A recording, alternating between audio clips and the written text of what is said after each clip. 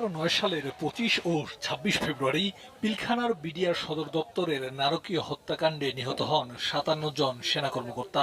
১৬ বছর পর নতুন তদন্ত কমিশনের প্রতিবেদনে বিডিআর হত্যার নেপথ্যে ভিন্ন তথ্য উঠে এসেছে। রবিবার বিকালে প্রধান উপদেষ্টার কাছে এ বিষয়ে করা তদন্ত প্রতিবেদন জমা দেয় জাতীয় স্বাধীন তদন্ত কমিশন। প্রতিবেদনে বলা হয়, বিডিআর হত্যাকাণ্ডের মূল কারিগর ছিলেন শেখ হাসিনা। প্রধান সমন্বয়কারী ফজলে তাপস। দলগতভাবে জড়িত ছিল আওয়ামী লীগ এবং প্রতিবেশী দেশ ভারতও এতে মদত দিয়েছে। প্রাক্তন প্রধানমন্ত্রী শেখ হাসিনা, ব্যারিস্টার ফজলে তাপস,